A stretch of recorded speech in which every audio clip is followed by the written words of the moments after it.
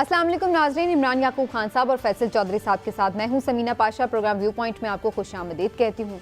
नाज़रीन, मुल्क का माशी बहरान तो संगीन है ही, जहां पर हम ये देख रहे हैं कि हर चीज़ महंगी से महंगी होती चली जा रही है। वहीं ही अब एक और जो मसला खड़ा हो गया वो ये कि ऐसा भी लग रहा है कि हर चीज़ कमयाब भी हो रही है, नायाब भी हो रही है, क्योंकि जो वज़ीर दिफा है हमारे ख्वाजा आसिफ, उनका ये कहना है कि अब हमारे पास इतने पैसे नहीं हैं कि हम इंपोर्ट कर सकें फ्यूल और उससे बिजली बना सकें। लग रहा है कि मुल्क खुदा न खास्ता अंधेरों में ना डूब जाए। यही सूरत हाल जो दीगर अशिया खुरोनोश हैं उनके हवाले से भी दरपेश है। तो हम किस तरफ जा रहे हैं? क्या हम पाकिस्तान को पत्थर के दौर में लेकर जा रहे हैं? ऐसी ही सूरत हाल खुदा न खास्ता दिखाई दे रही है। और सबसे ज़्यादा तकलीफ दे तो वो मनाजिर थे जो हमने देखे मीरपुर ख़ास में, कि जहाँ पर सस्ते आटे का एक स्टॉल लगा, जहाँ पर आटा सस्ता मिल रहा था और इसके हुसूल में एक शख्स जान की बाजी हार गया। ये शख्स जो कि बताया जा रहा है कि 6 बच्चियों का बाप था, सिर्फ आटा सस्ता लेने के लिए आया था लेकिन मौत लेकर चला गया। ये इंतहाई तकलीफ दे मनाजिर हैं। और यूटिलिटी स्टोर्स पर भी अब अशिया के जो कीमतें हैं वो बहुत ज़्यादा बढ़ चुकी हैं। इस सारी सूरत हाल में हम ये तो देख रहे हैं कि वज़ीर आज़म ने अब उड़ान भर लिया जिनेवा की तरफ। वहाँ पर डोनर्स कॉन्फ्रेंस में वो शरीक होंगे। कोशिश की जाएगी कि वहाँ पर जो मुख्तलिफ ममालिक हैं उनसे कुछ माशी इमदाद पाकिस्तान हासिल कर सके। दूसरी जानिब आर्मी चीफ भी अपनी सी कोशिश कर रहे हैं। सऊदी अरब, UAE और मुख्तलिफ जो ममालिक हैं उनका वो दौरा करेंगे। वहाँ पर उनकी भी कोशिश होगी कि किसी तरह पाकिस्तान के जो माशी मसाइल हैं उनके हल के लिए कोई इमदाद मिल सके। लेकिन क्या ये इमदाद पाकिस्तान के लिए काफ़ी होगी और क्या यही इसका कोई मुस्तकिल हल है?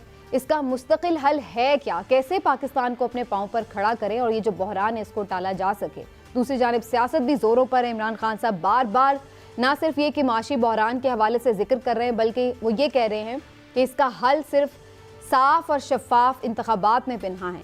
एक स्टेबल हुकूमत आए तो फैसले करे तो बहरान टल सकता है। तो क्या वाकई ऐसा है? इस सारी सूरत हाल के हवाले से आज प्रोग्राम में बहस होगी। मैं आज इमरान इस्लामाबाद से ही वेलकम करूंगी। इमरान साहब भी वहीं पर मौजूद हैं और चौधरी साहब भी वहीं पर मौजूद हैं। लेकिन इमरान साहब, पहले आपकी तरफ आते हुए, काफ़ी ज़्यादा एक हम देख रहे हैं जो इस वक्त सियासत का मरकज़ है वो इस वक्त पंजाब बल्कि लाहौर बना हुआ है एक तरह से। तो आप शहर इक़्तिदार में पहुँचे हैं, वहाँ की हवाएँ क्या बताती हैं? क्या वाकई कोई तब्दीली पंजाब में यहाँ से होकर गुजरने वाली है? कुछ ऐसे आपको यहाँ पर आसार दिखाई देते हैं? बिस्मिल्लाहिर्रहमानिर्रहीम। समीना, देखें, पंजाब से होके रास्ता तो ज़रूर आता है, लेकिन आजकल वैसे भी मौसम ठंडा है और इस्लामाबाद में आपको पता है दर्जा हरारत जो है वैसे भी लाहौर की निस्बत पंजाब की निस्बत कम होता है। तो यहाँ आज भी छुट्टी का माहौल है, ठंड है। यहाँ पे देखिए, जब वज़ीर आज़म भी लाहौर में है, दूसरे सियासी लोग भी लाहौर में हैं, तो इस्लामाबाद आमतौर पे छुट्टी वाले दिन वैसे भी ठंडा हो जाता है। लेकिन जो लोगों की निजी महफिलें हैं, ख़ास तौर पे सहाफ़ियों की और अरबाब इख्तियार की, उन महफिलों में गर्मा गर्मी ज़रूर पाई जाती है। और पंजाब ख़ास तौर पे जो है वो मौजूए बहस है। 2 चीज़ें ही इस वक्त डिस्कस हो रही हैं। एक, पंजाब में हुकूमत की तब्दीली होगी या नहीं, और दूसरा, पाकिस्तान खुदा ना हंसता कहीं डिफ़ॉल्ट तो नहीं कर जाएगा। तो ये दोनों ही आज हमारे मौजू हैं। इस्लामाबाद जो है इस वक्त अगर आप किसी से के पास चले जाएं, किसी से मिलें, तो बतौर साफ़ी, क्योंकि ये समझा जाता है कि शायद हमें मुआशरे के दूसरे लोगों की निस्बत कुछ ज़्यादा पता है, तो वो पहला सवाल यही करते हैं कि क्या बनेगा, मुल्क डिफ़ॉल्ट तो नहीं करेगा, ये महंगाई कहाँ जाके रुकेगी। और दूसरा सवाल ये कि पंजाब की हुकूमत जो है कायम रहेगी या ख़त्म हो जाएगी, नए इलेक्शन होंगे या टेक्नोक्रेट्स की हुकूमत बनेगी। तो ये सारी चीज़ें जो हैं वही मौजूद बहस हैं। तो आपने क्या वहाँ पे फिर ढूंढा, क्या तलाश किया? क्या बात हो रही है ऐसी कि बात वाकई अर्ली इलेक्शन की तरफ पंजाब से होकर जाएगी, या फिलहाल लग रहा है कि ये सब कुछ इसी तरह चलेगा? देखिए, हमारे डॉक्टर शाहिद मसूद साहब हमेशा कहते हैं कि जो है ना, लफ्ज़ इस्तेमाल करते हैं जबरदूस। तो मुझे तो ऐसा लग रहा है कि अगर सियासतदानों ने होश के नाखून ना लिए, अगर तमाम सियासी पार्टियां अब भी मुत्तफिक हो के वाकई ही संजीदगी के साथ इन इशूज़ को हल करने की तरफ ना गई, तो फिर खुदा न खास्ता वाकई जबरदस्त हो सकता है। जफर इलाही साहब भी हमारे साथ ही मौजूद हैं और जफर इलाही साहब सीनियर तज्ज़ियाकार एंकर पर्सन किसी तारुफ के मोहताज नहीं। इलाही साहब बहुत शुक्रिया आपके वक्त का और आपने आज फिर हमारे लिए वक्त निकाला है। लेकिन सर सबसे पहले थोड़ा सा पॉलिटिकल सिनेरियो और उसके बाद फिर जो कुछ कोशिश की जा रही है पाकिस्तान को संभालने के हवाले से उस पर मैं आपकी राय लूँगी। लेकिन पहले थोड़ा आपको लग रहा है कि एक जानिब जो मुल्क के हालात हैं वो इस तरह के हैं और दूसरी जानिब हम देख रहे हैं कि जो पंजाब की गवर्नमेंट चेंज हो जाए, कोई नई पार्टी बना ली जाए, कोई तब्दीली आ जाए किसी हवाले से, इन कोशिशों में ये लोग सियासतदान यहाँ पर दिखाई दे रहे हैं। तो आपको क्या नजर आ रहा है सर, अल्टीमेटली इलेक्शन की तरफ सूरत हाल जाएगी या फिर फिलहाल ये लोग स्टे करेंगे, इनको बैकिंग है अभी भी हैंडलर्स की? देखिए समीना, सीधी सादी बात यह है कि अगर कोई साजिश हो रही है इलेक्शंस को पोस्टपोन करने एड इन्फिनिटुम, माने कि करते जाए, वो उसके बारे में मुझे नहीं पता। मगर एक चीज तो एब्सोल्युटली वाजे हो गया है कि जब भी इलेक्शंस हो, मेरे ख्याल में इस किस्म का इन्फ्लेशन 25-30% और जो प्राइस राइजेस आने वाले हैं और जो पीडीएम है, इनको तो पता ही नहीं चल रहा है कि क्या करना क्या है। या फेंस पे बैठे हुए हैं या भाई आईएमएफ प्रोग्राम में जाओ, उसको एम्ब्रेस करो और कहो लोगों को कि कसो बेल्ट। हाँ, और पॉलिटिकल फॉल आउट होगा और उसका क्या कहते हैं, यू टेक द हिट, या निकल जाए, इस्तीफा देके चले जाएं। और वो अगर हो तो कुछ भी हो सकता है। टेक्नोक्रेट, अगर इलेक्शन ना हो तो फिर टेक्नोक्रेटिक गवर्नमेंट आ सकती है, फौज आ सकती है, पता नहीं क्या क्या नहीं हो सकता है उस हालत में। मगर इनको कुछ करना है। They can't sit on the fence। ये फेंस पे बैठ के इनको तो लगता है कि इनको पता ही नहीं क्या करना है। जब सबको पता है क्या करना है, जब आईएमएफ के साथ आपने एग्रीमेंट किया है क्या करना है, और अगर उनको नहीं पता है तो कह दें इधर आ जाए, मैं बता दूंगा। लेकिन हिलाली साहब, अब ये वज़ीर आज़म डोनर कॉन्फ्रेंस के लिए जनेवा भी गए हैं, वहाँ पर भी कोशिश होगी कि मुख्तलिफ ममालिक से कुछ पैसे मिल जाएं।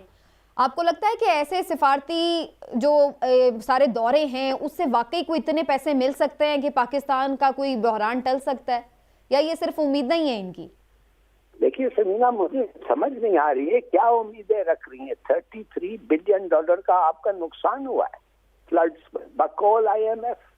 आपको इस वक्त क्या मिलेगा? 2-3 बिलियन मिलेगा, मगर वो आपको कैश में नहीं मिलेगा, वो आपको प्रोजेक्ट्स में मिलेगा। जब प्रोजेक्ट बनेगा, आईएमएफ उन प्रोजेक्ट जिसने इम्प्लीमेंट किया है उसको देगा पैसे, प्रोवाइडेड वो प्रोजेक्ट अप्रूव हुआ है आईएमएफ के बाय द आईएमएफ। तो अगर आप समझते हैं कि वो जो नुकसान हुआ है उसके लिए कैश कुछ मिलेगा, नो कैश। दूसरी बात ये है कि ये कहते रहते हैं, दार भी कह रहा है सऊदी 1.5 बिलियन दे रहे हैं, सऊदी साथ शायद वो तेल का भी ज्यादा क्रेडिट दें, 6 महीने से 1 साल करें।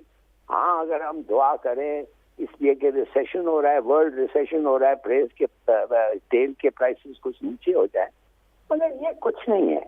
कितने पैसे मिलेंगे भाई? 3-4 महीने और मिल जाएगा हमें।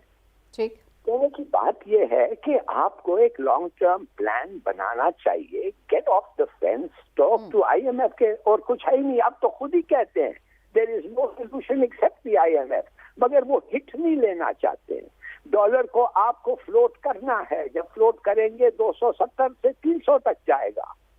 ये मानते ही नहीं है, ये करना ही नहीं चाहते। लाली साहब साथ ही रहिएगा, मैं जरा फैसल चौधरी साहब को भी शरीके गुफ्तगू करूं। चौधरी साहब, इस बात पे तो इमरान खान साहब बिल्कुल राइटली पॉइंट आउट कर रहे हैं, जो मीशत का बहरान है उस पर वो बड़ी ज़बरदस्त बार बार तस्वीर कशी भी कर रहे हैं और बड़ा अलार्मिंग जो सिचुएशन है उसके ऊपर अलार्म बजा भी रहे हैं कि आप लोग अभी भी संभल जाएं।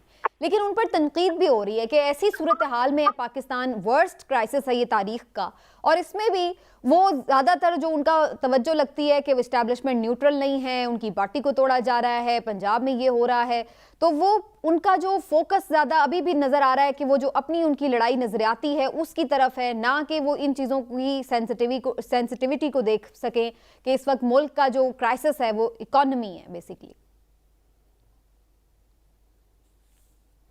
तो जो इकॉनमी जो तो इमरान खान की तो जिम्मेदारी नहीं है इस वक्त इकॉनमी संभालना, वो तो जिनकी जिम्मेदारी है जो इस वादे पे आए थे, अगर वो फेल हो रहे हैं तो इमरान खान को इसका इल्ज़ाम कैसे दिया जा सकता है? और इमरान खान साहब की पार्टी के साथ जो किया जा रहा है इस्टेब्लिशमेंट की तरफ से, वो उसका इजहार कर रहे हैं। क्या इस्टेब्लिशमेंट जो है वो उनके बंदे नहीं तोड़ रही? क्या मोहन सलाई साहब ने इस पर मोर साहब ने की, या मोहन सलाई साहब क्योंकि पीडीएम के साथ नहीं खड़े, क्या उनकी फैमिली को एफआईए की तरफ से नोटिस नहीं किया गया?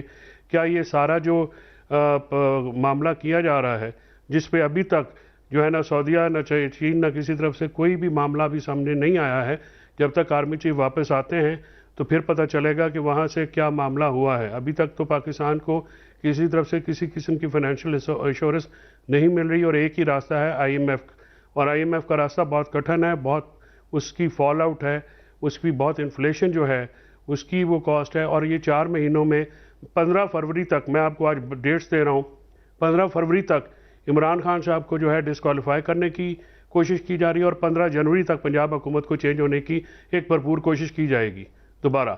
और जिसकी तरह और जिसके तनाजुर में जो हिडन हैंड्स हैं, जो हैंडलर्स हैं, वो बंदे जो हैं वो भी गायब कर रहे हैं, उनको धमकियां भी मिल रही हैं और बंदों को ये कहा जा रहा है कि आप इस सारे मामले में साइड पे रहेंगे ताकि ये मामला जो है पंजाब का और इमरान खान की डिस्क्वालिफिकेशन का, इसको एक्सपीडाइट किया जाए।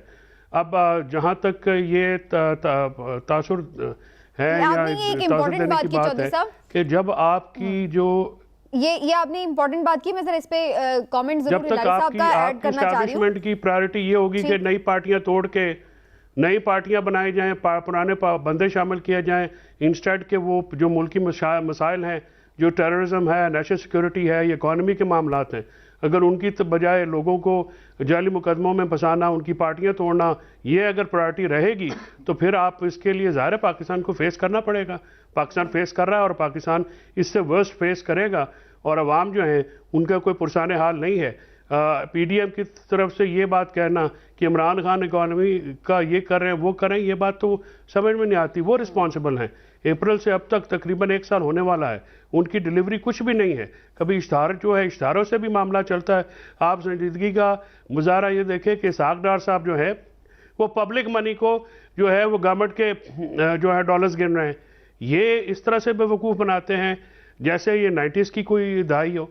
अब तो लोग जो है वो पता लग भी आती हूँ चौधरी साहब, मैं अभी डिटेल में इनके पास कोई बात, लेकिन आपने जो 2-3 बड़े इंपॉर्टेंट पॉइंट उठाए हैं ना एस्टेब्लिशमेंट के हवाले से भी, जो कि खान साहब का भी पॉइंट ऑफ व्यू है कि पॉलिटिकल इंजीनियरिंग हो रही है, मैं हिलाली साहब का इस पे मौक़िफ़ लेना चाहती हूँ। हिलाली साहब, क्या आप समझते हैं कि अभी तक भी एस्टेब्लिशमेंट पॉलिटिकल नहीं हुई है और जो खान साहब के ये इल्ज़ामात हैं ये वाकई आपको सच पे मबनी दिखाई देते हैं कि कोई उनकी पार्टी तोड़ने की या उनकी हुकूमत तब्दील होने की कोशिशें अभी भी जारी हैं?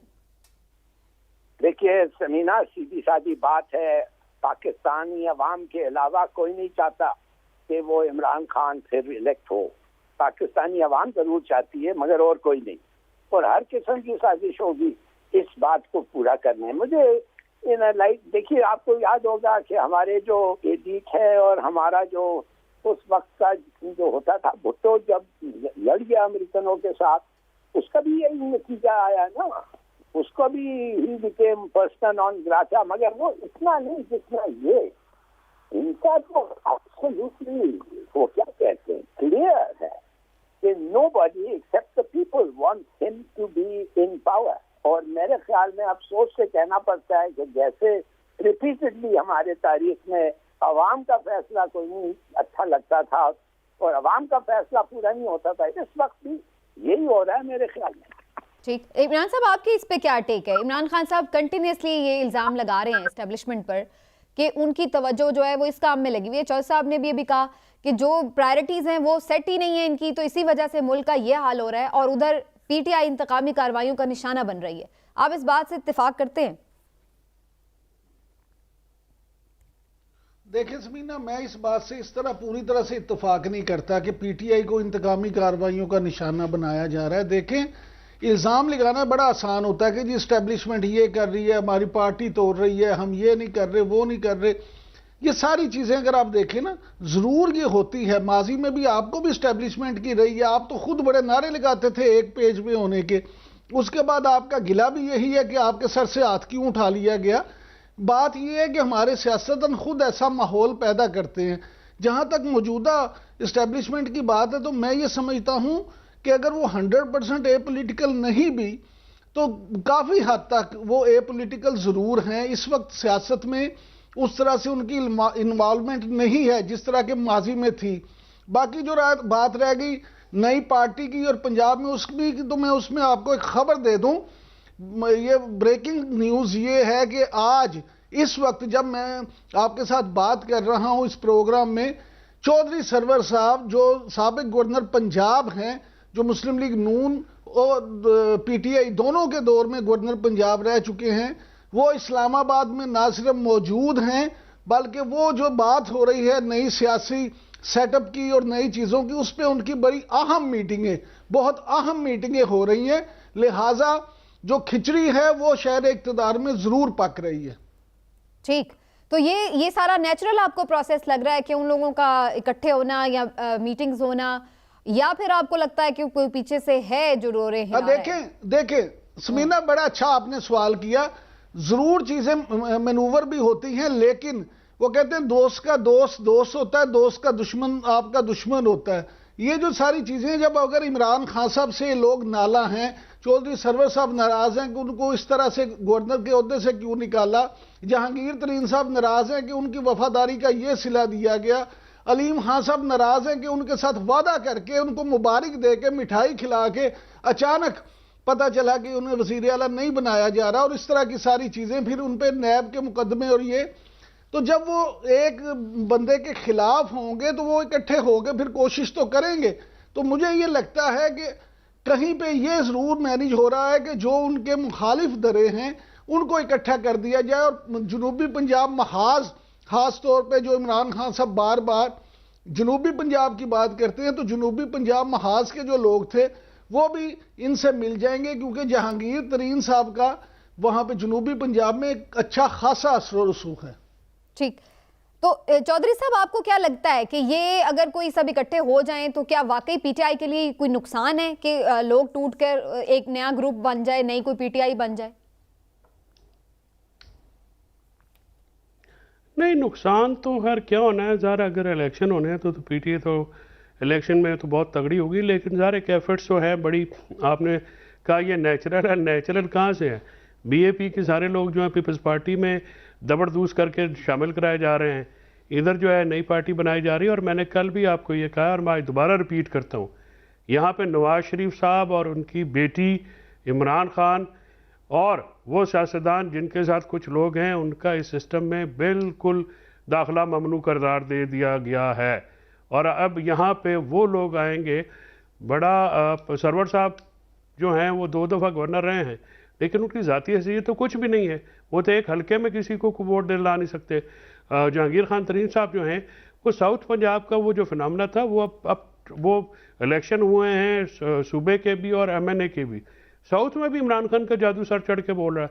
ये जो पुरानी फार्मूले हैं, टोटके हैं पुरानी, वो दोबारा आजमाए जा रहे हैं, नई कोई बात है नहीं। इमरान खान साहब का जो तोड़ है पॉलिटिकली वो इनसे निकल नहीं रहा, लिहाजा जो है वो तरह तरह के तजर्बे किए जा रहे हैं। ये भी करके देख लें, मेरा नहीं ख्याल कि पीटीआई को इससे इलेक्शन में या पीटीआई की सियासत को कोई फ़र्क पड़ेगा। इमरान खान साहब जो हैं वो इस वक्त मुल्क के सबसे पॉपुलर लीडर पॉलिटिकली हैं और वो रहेंगे। उनको वो अगर ये वो जिसे कहते हैं ना कि वो अभी लाख के हैं, तो अगर कोई उनके साथ 19-20 हुई तो वो 1.25 लाख के हो जाएंगे। ठीक है, ये मामला तो कोई फर्क नहीं पड़ेगा पीटीआई की मकबूलियत को। नई चीजें आ गई, लेकिन इसमें आपने एक दो मजेदार बातें की है, उस पर मैं अभी आके दोबारा भी कमेंट लेती हूँ, लेकिन मैं हिलाली साहब से एक सवाल जरूर करना चाहती हूँ ब्रेक पर जाने से पहले। हिलाली साहब, आर्मी चीफ भी सऊदीया यूएई के दौरे पर हैं, फिर हो सकता है आगे उनके मजीद भी मुल्कों के दौरे शेड्यूल हों। आपको लगता है कि आर्मी चीफ को लोग फिर भी ट्रस्ट करेंगे, तो वो मुआहदे या वो ट्रस्ट जो इस हुकूमत पर शायद नहीं दोस्त ममालिक कर पा रहे, वो आर्मी चीफ के ऊपर ट्रस्ट करते हुए उनको कुछ ज़रूर बेल आउट पैकेज दे दें? और do you think it seems good? पहले भी हम ये देखते हैं कि जो हमारे आर्मी चीफ होते हैं वो जाते हैं, निगोशिएट करते हैं बहुत सारे मामला जो कि उनका रिस्पॉन्सिबिलिटी नहीं होती, तो आप इसको कैसे परसीव करते हैं? बिल्कुल सही कहा। अगर पाकिस्तान में सऊदीया में किसी चीज किसी इंस्टीट्यूशन के लिए इज्जत है वो है फौज का, और आर्मी चीफ जो है वो हर वक्त ज्यादा काउंट करता है निस्बतन पाकिस्तान का जो वजीर आजम या प्रेसिडेंट हो। मगर हैविंग सेड दैट, देखिए वो बड़े वाज़ेह कर दिया है उन्होंने कहा हम तुम्हारे दोस्त हैं, हम तुम्हारे को मदद करना चाहते हैं, मगर खुदा के लिए उस तरीके से मदद लो जो तुम्हारा बेहतरी हो। IMF अगर चीन जो भाई एंटी क्या कहते हैं कैपिटलिस्ट, इससे बड़ा क्या इंस्टीट्यूशन हो सकता है IMF और वर्ल्ड बैंक जो अमेरिकन एजेंडा पे चलती है। उन्होंने आपको कहा है कि अगर आप हमारे से इमदाद चाहते हैं तो मेहरबानी से stay in the IMF programme. और देखिए अब ये प्रोग्राम ऐसा चलता है सुनिए, शायद आपके व्यूअर्स नहीं जानते हैं, वो ये है कि आपके कर्ज अगर आप नहीं फेड सकते हैं तो IMF फेड देगा at the end of the year आपके लिए और आपको नया प्रोग्राम में ले जाएगा। तो ये डिफॉल्ट इन दैट सेंस नहीं होने देंगे। इनका मतलब है कि एक दफे आप IMF के प्रोग्राम में है, यू कांट डिफॉल्ट। आज 50 बिलियन डॉलर दिया, कुछ नहीं दिया, नहीं डिफॉल्ट हुआ और 50 बिलियन मिल गया। अब कहने की बात है, then they make you work for it. तो मेरे ख्याल में सऊदी अरेबिया जरूर देगा और हाँ आर्मी चीफ जाएगा, उसका बड़ा फर्क पड़ेगा, जरूर फर्क पड़ेगा। आखिर ये तो गए थे शहबाज शरीफ, कुछ नहीं मिला इनको, लट्ठू मिला ना एक दफे पहले हो आए हैं उधर से और UAE से। UAE का पता नहीं क्या चक्कर है, उन्होंने तो 400 और 300 पता नहीं क्या कितने तो कुछ लोन वापस इंसिस्ट किया है कि उनके बैंक का जो कमर्शियल लोन था, जो अगर आप कमर्शियल लोन पे डिफॉल्ट होते तो वो सॉवरेन डिफॉल्ट होता और फिर आपकी हर चीजें एयरलाइन से लेके एम्बेसी जब्त हो जाते। उन्होंने इंसिस्ट किया कि वो पेमेंट किया जाए, इसलिए कि वो थकते हैं, कहते हैं हम थकते हैं तुम्हें देते सही, बिल्कुल अब सही। वापस करो पैसे, तो हमने वापस किया 1.2। उसका नतीजा ये हो गया कि आज 25-26 दिन का इम्पोर्ट रह गया। बिल्कुल ठीक, और हमारे रिजर्व्स गिरे। बिल्कुल ठीक। हिलाल साहब, thank you so much for your time, आपने वक्त दिया, बहुत शुक्रिया। एक छोटा सा ब्रेक लेते हैं, वापस आते हैं, ब्रेक के बाद फर्दर डिस्कशन को आगे बढ़ाएंगे और हमारी कोशिश होगी कि इकॉनमी पे ज़्यादा फोकस कर सकें और इकोनॉमिस्ट भी हमारे साथ हों ताकि इसके हवाले से जो उनका एक एक्सपर्टीज़ वाला तज्ज़िया है वो भी हम शामिल कर सकें। वापस आते ब्रेक के बाद।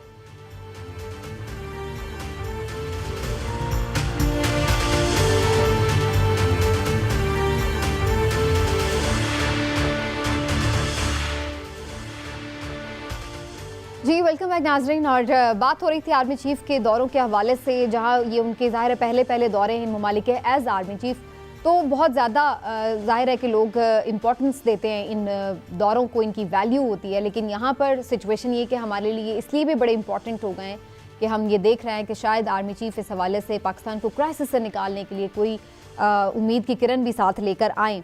लेकिन इसकी वजह क्या है? क्यों हमारे पॉलिटिकल लीडर्स वो ट्रस्ट नहीं दे पाते हैं दोस्त ममालिक को, दूसरे इदारों को, जो हमारे आर्मी चीफ्स दे देते हैं? चौधरी साहब और इमरान साहब की इस पर राय में जानती हूँ। चौधरी साहब, क्या इसकी एक वजह ये नहीं है कि आर्मी चीफ यूजुअली जो तैनात होते हैं वो हम देखते हैं वो अपनी टर्म पूरी करते हैं, बल्कि बाज़-औक़ात उनको और एक्स्ट्रा टर्म भी मिल जाती है, जबकि हमारे वज़राए आज़म बेचारे तो कभी टर्म पूरी नहीं करते, उनका तो कोई पता ही नहीं होता कि उन्होंने कल होना है या नहीं होना। तो ये एक आपको लगता है कि ये भी एक वजह हो सकती है कि वो लोग जो है आर्मी चीफ को ज़्यादा पावरफुल समझते हैं? Samina, power talks to power, यही असूल है।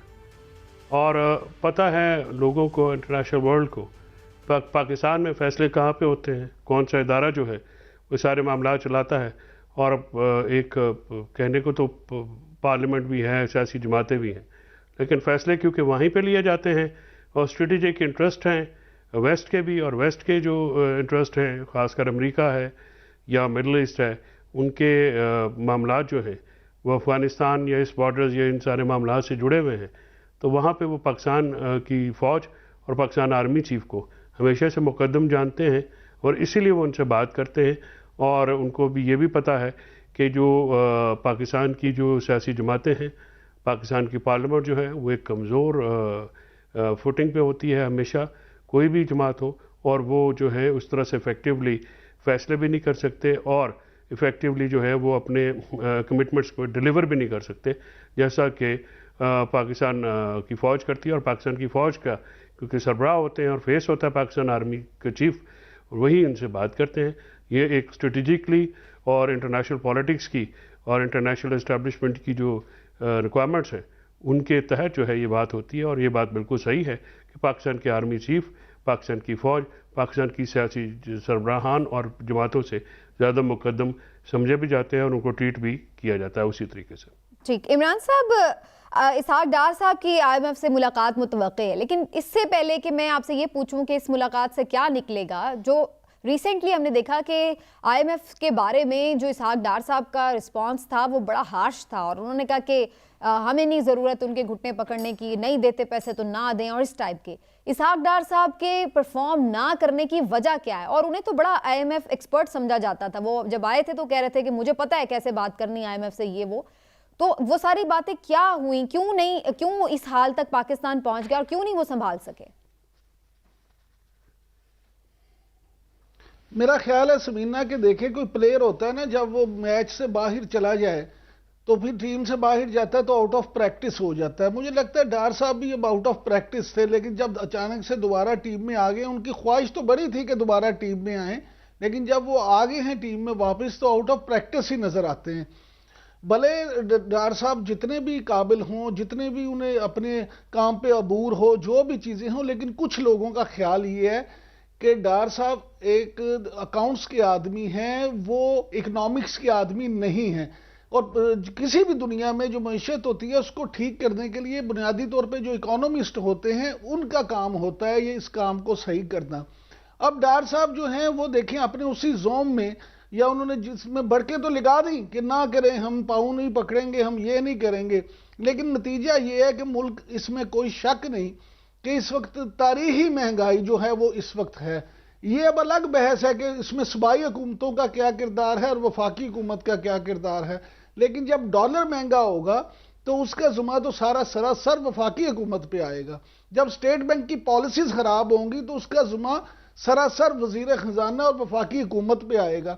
जब आपकी चीजें इंपोर्ट एक्सपोर्ट का मामला होगा, जब LCs नहीं खुलेंगी तो वो सारा मामला वजीर खजाना और वफाकी हुकूमत पे आएगा। आप जो मर्जी कर लें, डार साहब या कोई भी वजीर खजाना अपने आप को उससे बरी जुम्मा नहीं करार दे सकता।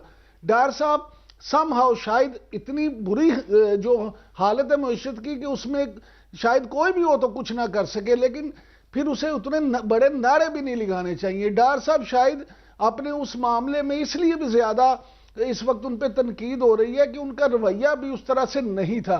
वजीर आजम मियां शहबाज शरीफ ने एक बात की थी जिसमें उन पर तनकीद भी हुई कि बेगर्स आर नॉट चूजर, तो ये बात ठीक है।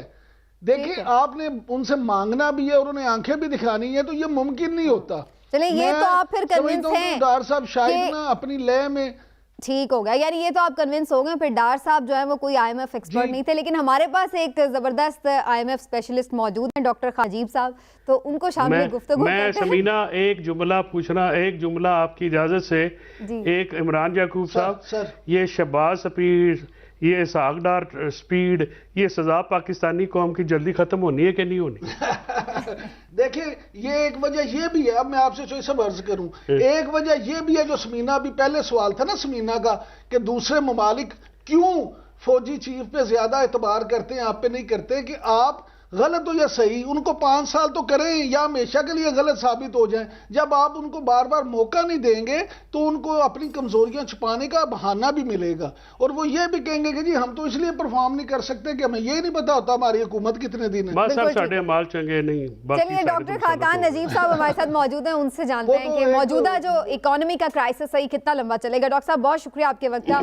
और सबसे पहले तो ये बता दीजिए, आजकल मैं बड़ी ये सोशल मीडिया पर कैंपेन देख रही हूँ कि PMLN ये कैंपेन चला रही है कि जो ये मौजूदा क्राइसिस है, जो ये सारी महंगाई है, जो डॉलर का मसला है, ये सारा कुछ जो है ये उस वजह से है क्योंकि इमरान खान की वजह से है, PTI हुकूमत की वजह से है। और ये कह रहे हैं कि नहीं ये लोग नाअहल हैं, देखें हम तो अच्छा खासा हंसता बसता मुल्क छोड़ के गए थे 6% ग्रोथ के साथ और 16 बिलियन के रिजर्व्स के साथ, इन्होंने आके ये यहाँ तक सिचुएशन पहुँचाई है। आपकी एक इंडिपेंडेंट राय में ये किसकी जिम्मेदारी है जो मुल्क आज इस नहज पर पहुंचा हुआ है? Thank you for having me on GNN। लेकिन इसको हमें समझना है कि सिचुएशन जो थी, जो कॉन्स्टलेशन है दुनिया की, वो इतनी पिछले 12 महीने में मैं ऐसे आपके सामने रखता हूं कि इतनी मुश्किल हो गई थी कि उसको एक बड़ा चैलेंजिंग रिस्पॉन्स चाहिए था। हम आज इसलिए यहाँ खड़े हैं कि हम पहले तो उस कॉन्स्टलेशन को समझे नहीं है। वो क्या थी? जब कोविड के बाद दुनिया खुली तो एक वॉर टाइम सिचुएशन डेवलप हो गई, कमोडिटी प्राइसेस दुनिया में बढ़ गई, दुनिया की इन्फ्लेशन बढ़ गई, एक फूड शॉक हुआ, एक इन्फ्लेशनरी शॉक हुआ, और जब ये सारा शॉक हुआ तो हमारी इंपोर्ट्स बढ़ना शुरू हो गई, और ये जनवरी फरवरी से ही बढ़ना शुरू हो गई थी, और हमारा करंट अकाउंट का खसारा बढ़ना शुरू हो गया था, और हम एक क्राइसिस सिचुएशन में जा रहे थे। आप ये सोचिए कि $80 अरब पिछले मालियाती साल में पाकिस्तान ने इंपोर्ट की। आपकी एक्सपोर्ट और रेमिटेंस मिला के भी $60-62 अरब थी, तो आपका तकरीबन $17 अरब का करंट अकाउंट का खसारा था, जो पैसे आपने डालने थे। लाजिमो मलजूम आपके जो रिजर्व्स थे उन पे प्रेशर आना शुरू हुआ। ये रिजर्व्स आज खड़े हुए हैं $5 अरब से नीचे। ये 28 दिसंबर 2021 को खड़े हुए थे $18 अरब पे। सो जब ये सिचुएशन खराब होना शुरू हुई मुल्क में, साथ ही एक पॉलिटिकल इंस्टेबिलिटी हुई, जिसमें हमने IMF के प्रोग्राम को डिले करना शुरू कर दिया। यानी कि फरवरी मार्च से IMF से हम डिसएंगेज होना शुरू हुए, और वापस आते आते एंड ऑफ अगस्त हो गया। एग्जैक्टली 29 अगस्त को जाके वो प्रोग्राम रिवाइव हुआ। यहाँ पे ब्लीडिंग हो रही थी हमारी एक्सटर्नल की, डॉलर्स की, और दूसरी तरफ इनफ्लोज कम होना शुरू हुए IMF में ना जाने की वजह से। अब ये सिलसिला जारी है। आज भी 3 नवंबर को हमने नवा रिव्यू करना था, यानी कि उसके रिव्यूज होते हैं क्वार्टरली। आज हम खड़े हैं आपके साथ 8 जनवरी को बात कर रहे हैं, वो रिव्यू आज भी डिले है। याद रखिए कि कोई भी मईशत जब एक्सटर्नल यानी कि माली जो खसारा है उसका बढ़ता है और उसके पास डॉलर्स कम हो जाते हैं, तो अगर वो श्रीलंका ना बनना चाहे, घाना ना बनना चाहे, तो उसके पास कोई सूरत नहीं होती। इंटरनेशनल एक आर्किटेक्चर है, आप एक ट्रेडिंग करते हैं, आप एक इंटरनेशनल आर्किटेक्चर का पार्ट हैं। प्लीज ये जो लोग समझते नहीं है, बहुत कम लोग IMF को पाकिस्तान में समझते हैं। मैं इसलिए ये क्लेम करता हूं क्योंकि पाकिस्तान का एक ही प्रोग्राम कंप्लीट हुआ है। डार साहब वजीर खजाना थे, मैंने वो प्रोग्राम एंकर किया है 2016 का। जब 19 का साइन नहीं हो रहा था तब भी मैंने हुकूमत की PTI की मदद की, तब भी वो साइन किया एज अ प्रोफेशनल। जी, मैंने तो पहले ही कहा है कि आप स्पेशलिस्ट IMF के, लेकिन ये फरमा दीजिए डॉक्टर साहब कि ये जो अब हम देख रहे हैं सिचुएशन के इतनी ज़्यादा क्राइसिस में है, IMF भी नाराज़ दिखाई दे रहा है, और आपने जैसे राइटली कहा कि रिव्यू नहीं हो सका अभी तक भी। अब MD साहब की, जो IMF की MD है, उनसे बात हुई है वज़ीर आज़म शहबाज शरीफ की, अगरचे उसमें भी थोड़ा सा है कि कॉल इन्होंने करवाई है, ये कहना है एक खबर के मुताबिक, या चले जैसे भी, बहरहाल बात हो गई। तो उससे अल्टीमेटली अब आपको क्या नज़र आ रहा है कि कुछ उम्मीद की किरण जागी है कि IMF हमारे ऊपर कुछ रहम खाएगा और कुछ मामला बेहतर हो सकते हैं अभी भी? तो ये आपका बहुत ही इंपॉर्टेंट सवाल है। पाकिस्तान की मुश्किलात में कई गुना इजाफा अगर ना हो तो हमें IMF में जाना है। IMF इसके दरमियान खड़ा है कि हमारी सिचुएशन जो है वो ब्लो अप ना कर जाए और हम IMF में चले जाएं। पहली तो ये बात। दूसरी, मैं इस सवाल का जवाब देने से पहले हम हमेशा, हर कोई कहता है IMF ये कंडीशनैलिटीज लगा रहा है। I am the only person in Pakistan who says कि ये बात बिल्कुल कलीदी तौर पे गलत है। अब आप पूछेंगी क्यों मैं ये कहता हूं। IMF अब आज आपको ये गुजारिश कर रहा है कि अपनी गैस की कीमत 1000 पर MMBTU कर दे। मुझे ये बताइए कि क्या इसका तायुन IMF ने किया है? क्या इसका तायुन किसी इंटरनेशनल अदारे ने किया है? Absolutely not. इसका तायुन ओगरा ने किया है। ओगरा ने आपके हालात देखते हुए, आपके लाइन लॉसेस देखते हुए, आपकी इनएफिशिएंसीज देखते हुए, आपकी कीमतें खरीद देखते हुए आज ये कहा है कि गैस की कीमत 1000 पर MMBTU कर दें। आप किस भाव बेच रहे हैं? 650 पर MMBTU। नतीजा क्या है? 1600 अरब रुपए, 1600 अरब रुपए हर साल हम जो वल्नरेबल लोग हैं उनको हम एहसास कहें, बिस्प कहें, उसमें 250-300 अरब देते हैं। 1600 अरब का खसारा खड़ा हो गया है कीमत में। IMF आपसे गुजारिश कर रहा है कि आप बताइए कि आप इसको कैसे हल करना चाहते हैं। लोग उसको टीवी पे आके ये कहते हैं कि जी ये IMF कंडीशन लगा रहा है कि गैस की कीमत बढ़ा दो। कतई तौर पे नहीं। मैं ये बात इसलिए कर रहा हूं कि I feel very very sad कि हम इस वक्त इस मुल्क को यहां ले आए हैं। मैं ये चाहूंगा कि आपके जवाब में इस हुकूमत की, वो कोई भी हुकूमत होती, PTI होती, PDM होती, PMLN होती, PPP होती, मैं कहता लेट्स स्ट्रेंथन देयर हैंड्स और उनको कहें कि आप प्लीज अपना पॉलिटिकल कैपिटल आपने दांव पे लगाया है। अच्छा, इस पे चौधरी साहब भी आपसे कुछ सवाल करना चाह रहे हैं। फैसल चौधरी साहब, साहब आपसे ये पूछना चाह रहा हूँ कि ये जो बेल्जियम में पाकिस्तान हुकूमत ने कॉन्फ्रेंस की है, what do you expect from them, और वहाँ पे आपका क्या ख्याल है कि जो ये डोनर्स कॉन्फ्रेंस हो रही है उसमें हमें क्या मिलेगा? Because all eyes are on them. जो प्राइम मिनिस्टर जो है वो जा रहे हैं, he is trying his level best कि वहाँ से कुछ हो जाए, तो उसका क्या आपका ख्याल है कि what will be the outcome? Geneva में पाकिस्तान स्टैंडर्ड टाइम 1 बजे से रात 10 बजे तक पहला सेशन होगा। मैं कनेक्टेड हूं, मेरी बात भी हुई है जिनीवा में। हम तो कोशिश कर रहे हैं कि पाकिस्तान का केस प्लीड हो। पाकिस्तान ये लेके जाएगा कि मेरा 16 अरब dollar over the next many years, याद रखिए कि ये जो 16 अरब डॉलर का इंफ्रास्ट्रक्चर बिल्ड होना है ये कई सालों पे मुहित होगा।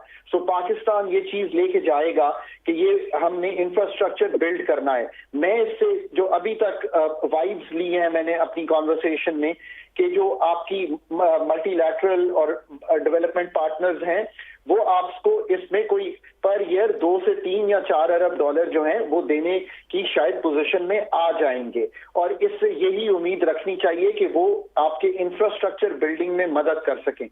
पर इससे ज्यादा जरूरी एक चीज जो है जो और मैंने तब भी जब मेरी जनीवा पार्टनर से बात हुई है तब मैंने यही कहा उनको कि आप IMF को भी टेबल पर लाएं। तो जरूरी बात यह है कि जो PM की कॉल हुई है और जो हमारी एंगेजमेंट है उसमें अब जो IMF की टीम के सरबराह हैं और शायद टीम के जो मेंबर्स हैं जो कलीदी हैं वो भी ऑन द साइड लाइन्स हमारी अथॉरिटी से बात करेंगे। मैं ज्यादा कंसर्न्ड हूं कि क्या वो बात आगे बढ़ पाएगी कि नहीं, क्या वो हम गैस के निर्ख, बिजली के निर्ख, कुछ टैक्सेस, कुछ रुपए की कदर की एडजस्टमेंट कर पाएंगे कि नहीं, हमें वो करना है। साथ साथ आपके सवाल में मेरा ख्याल है कि 2 से 5 अरब डॉलर सोचना चाहिए हमें कि पर ईयर हम सिक्योर कर सकें both in grants and project monies, जिससे इंफ्रास्ट्रक्चर चाहे वो rail, road, agriculture, water courses जो भी बिल्ड होना है उसमें मदद मिल सके। ठीक, डॉक्टर साहब बहुत बहुत शुक्रिया आपका, thank you so much for your time. और जनाब क्या समझते हैं कि IMF के साथ अब जो इसहाक डार साहब के मुज़ाकरात होने जा रहे हैं उसमें कोई इसहाक डार साहब उनको मना पाएंगे या नहीं? देखिए दोनों अतराफ से मेरा ख्याल है कि क्लैरिटी है कि मूव फॉरवर्ड कैसे करना है। अब कुछ लीवे हमने दिखाना है जिसमें एक छोटा सा मेरा ख्याल है हमें बजटरी पास करना पड़ेगा, कुछ हमें चीजें करनी पड़ेंगी।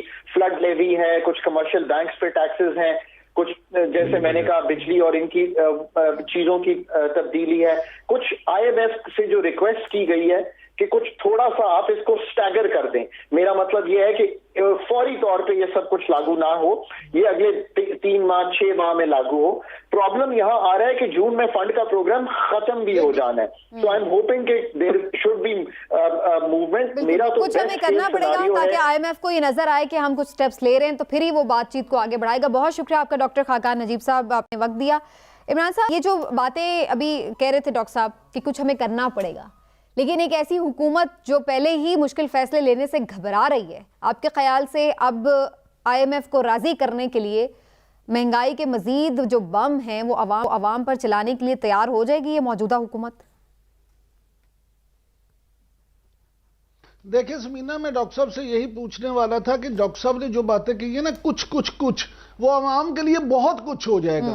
जब आपने थोड़ी सी गैस महंगी कर दी, थोड़ी सी बिजली महंगी कर दी, थोड़ी सी और चीज महंगी कर दी, तो मुझे आप ये बताएं कि बिजली गैस तो पहले ही, खासतौर पे बिजली और पेट्रोल तो लोग पहले ही बड़े तंग हैं उनकी कीमत से। और फिर जब वजीर दिफा आपके ये भी कहते नजर आए कि हमारे पास तो पैसे नहीं हो सकता, पूरे मुल्क में ब्लैक आउट हो जाए, तो इस सारी सिचुएशन में क्या एक गरीब आदमी, एक आम पाकिस्तानी, एक मिडिल क्लास से ताल्लुक रखने वाला पाकिस्तानी अपने मामलात कैसे चलाएगा? वो अपने घर का खर्चा कैसे पूरा करेगा? अपने बच्चों की फीस कैसे देगा? देखें नहीं तो ये हुकूमत करेगी ये सब कुछ, क्योंकि अदरवाइज देखिए ना इमरान साहब, एक जवान सुन आपकी बात ठीक होगी ना इमरान साहब, लेकिन मेरा सवाल तो ये है कि ये देखे ना, एक जवान बच्चा इसलिए बेचारा अपनी जान दे दे कि उसे सस्ता आटा नहीं मिल रहा। 1600 के करीब नौकरियों कांस्टेबल की, और 32,000 से ज्यादा लोग स्टेडियम में इस तरह जमा हो जाए। 32,000 अपना कैंडिडेट 5 लाख दरखास्त आई है। नहीं 32,000 तो जो रिटर्न टेस्ट देने आए थे। और उसमें मास्टर्स भी थे चॉइस साहब, उसमें 5 लाख दरखास्तें आपकी मैं ऐड कर रहा हूं। मैं यही कह रहा हूँ कि 5 लाख चॉइस साहब 5 लाख दरखास्तें थी और उसमें जो 32,000 टेस्ट वाले उनमें PhD MPhil। सर लेकिन मेरा सवाल वहीं पे खड़ा है कि अगर ये IMF सूरत इतनी खराब हो जाए, ये सूरत हाल खराब तो है, लेकिन ये सूरत हाल मजीद खराब करनी पड़ेगी ना IMF को मनाने के लिए। मैं यही तो बुनियादी सवाल कर रही हूँ कि ये हुकूमत क्या मजीद अब महंगाई करेगी? उसके अलावा चारा कोई नहीं। हाँ जी, ताकि मुल्क को डिफॉल्ट से बचाया जाए ना अदरवाइज। अच्छा चौधरी साहब, आपको लगता है कि ये इस तरफ जाएंगे? अदरवाइज तो फिर जी आप दोनों बता दें। उसके अलावा समीना वो नहीं करेंगे तो IMF का आपका प्रोग्राम रिवाइव नहीं करेगा, और अगर प्रोग्राम में IMF का रिवाइव नहीं हुआ तो फिर पाकिस्तान को डिफॉल्ट से कोई नहीं रोक सकता। तो यहाँ पे तो इधर तो या तो फिर आप ये करें कि आप सख्त फैसले करें और इसको करें, और या फिर हुकूमत छोड़ें तो ताकि फिर नई गवर्नमेंट आती है वो फिर फैसले करे। IMF पे जाने के अलावा कोई हमारे पास और कोई ऑप्शन ही नहीं। ठीक हो गया। और इमरान साहब आप भी इसी बात से एग्री करते हैं? ये हुकूमत फिर ये मुश्किल अब फैसला करना पड़ेगा इसको फाइनली, जो इनको भले सूट नहीं करता पॉलिटिकली। देखिए मुझे ये लगता है कि मुश्किल फैसला करना पड़ेगा। और ये जो बात आप इसको अगर सियासी तौर पे जोड़े ना, तो वो जो बात है ना एक ये चल रही कि इस हुकूमत को मजीद टाइम दे दिया जाए, ये कर दिया जाए, तो ये मौजूदा हुकूमत जरूर ऐसी कोशिश करेगी कि किसी तरह से ऐसा मामला हो जाए कि इन मुश्किल फैसलों के बाद अगर इनको थोड़ा सा टाइम मिल जाए, इलेक्शन थोड़े पोस्टपोन हो जाए। अब ये मुमकिन है या नहीं ये अलग एक बहस है। ठीक हो गया, चलिए इस पे फिर अलग बहस बाद में करेंगे। प्रोग्राम का खत्म हो गया, ठीक हो गया। थैंक यू सो मच जी। और प्रोग्राम का वक्त खत्म हो गया। मुश्किल फैसले मजीद करने पड़ेंगे, लेकिन क्या गारंटी है कि इस मुश्किल फैसलों के बाद फिर मजीद मुश्किल फैसले नहीं करने पड़ेंगे? क्योंकि हम तो जब से ये हुकूमत आई यही सोच रहे थे कि अब कर लिए, अब शायद बेहतर हो जाए, अब कर लिए, लेकिन कंटिन्यूसली मुश्किल फैसले हो रहे हैं जो अवाम के लिए बहुत ज़्यादा मुश्किल है। आज के प्रोग्राम का वक्त खत्म हुआ। नाज़रीन इंशाल्लाह फिर आपसे मुलाकात होगी। अपना ख्याल रखिए। अल्लाह।